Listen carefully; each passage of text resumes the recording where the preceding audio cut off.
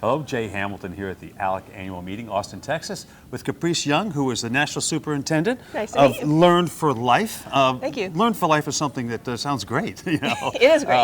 It's not necessary for me, but it's to help young people get through high school, as I understand it.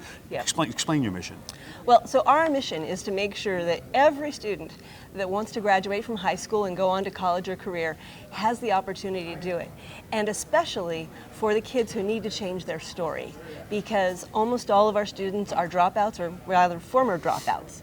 And we're there for them to make it possible for them to do that. How do people find out about you? Well, we work really hard to recruit because we're not just recruiting, we're actually re-engaging. The students that come to our schools have been out of school for an average of 80 days. Right. So they're real dropouts, and they've had very bad experiences in the school system and have had life circumstances that have been really tough. So we work with homeless shelters, we work with social service agencies, we work with churches and synagogues to go and find the students and convince them to re-engage.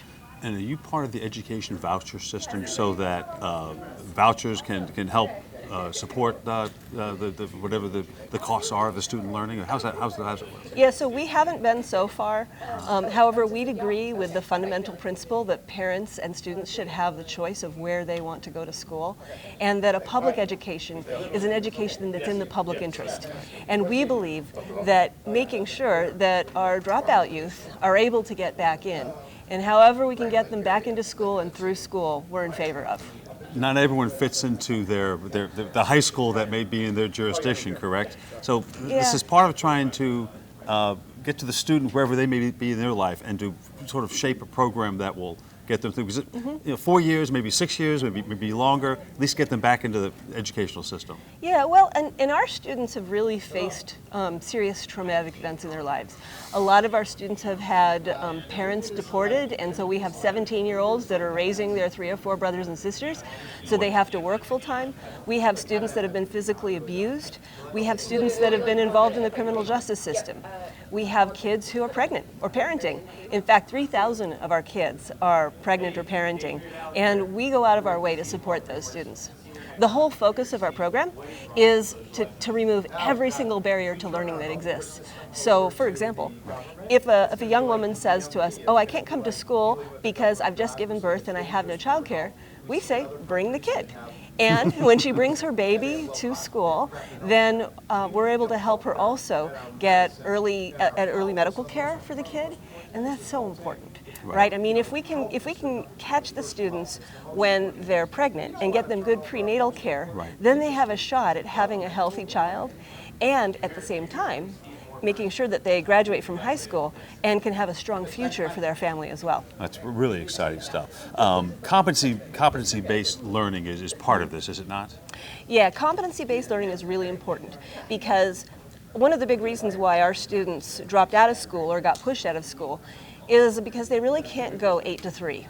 You know, that 5 days a week, 8 to 3, makes it really hard to take care of a baby or to have a job. And our kids are not slackers. They're students who have just a lot of real-world adult responsibilities. And so what we do is, instead of throwing them into a classroom of 30 students, we actually have them in one-on-one attention in very small groups so that we can cater exactly to their educational needs.